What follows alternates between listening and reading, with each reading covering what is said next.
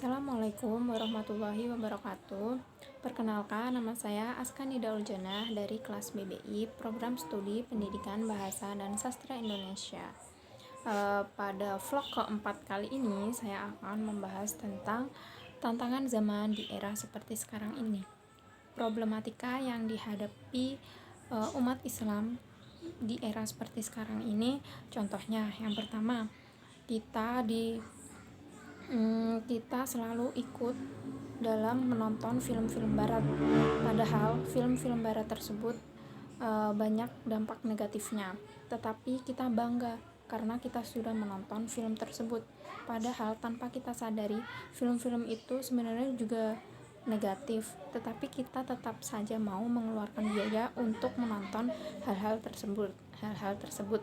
Terus yang kedua, dari segi pakaian orang-orang barat, yaitu pakaian-pakaian yang tidak menutup aurat, tetapi ketika kita ingin mengikuti pakaian-pakaian tersebut, seperti ada rasa bangga tersendiri karena kita bisa mengikuti orang-orang barat tersebut, padahal itu jauh dari syariat agama Islam.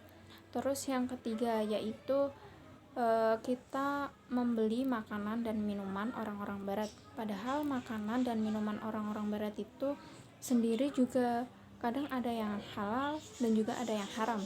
Terus hasil dari penjualan produk-produk makanan dan minuman, ada salah satu perusahaan hasil dari makanan dan minuman tersebut malah disumbangkan, didonasikan kepada orang-orang yang malah menindas saudara-saudara kita yang ada di Palestina. Terus nih, apa yang harus menjadi solusi agar kita tidak ikut di dalam trending, maksudnya tidak ikut di dalam tren-tren orang-orang barat. Yang pertama, kita harus selektif antara yang baik dan yang salah. Kita harus bisa membedakan ketika hal-hal itu baik, kita ikuti, tapi ketika ada hal-hal salah, kita meminimalisir, jangan sampai mengikuti ke hal-hal tersebut. Dan ketika ada barang-barang makanan atau minuman, kita hendaknya lebih mendahulukan pedagang-pedagang yang lebih membutuhkan uang kita.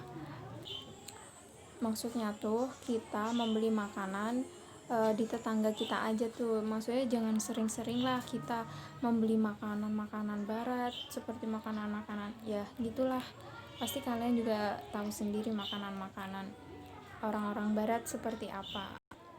Terus kelemahan-kelemahan di dalam Islam sendiri itu, yang pertama, saya ambil contoh yang pertama, yaitu ketika kita masih SMA, kita diberi pelajaran agama itu hanya 2 jam di dalam 1 minggu, dan kita diberi pelajaran 2 jam aja kadang juga tidak masuk di otak kita, maksudnya kita hanya ya sudahlah gitu.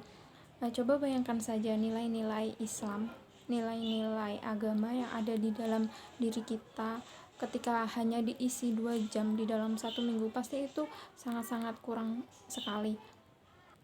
Seharusnya yang bisa kita lakukan yaitu mengimplementasikannya di dalam kehidupan sehari-hari. Misalnya kita sholat 5 waktu rajin, terus kita bisa dengan cara menonton tausiah-tausiah lewat YouTube, atau kita mengikuti kajian-kajian secara langsung melalui TPA terdekat atau melalui di lingkungan sekitar, pasti juga banyak.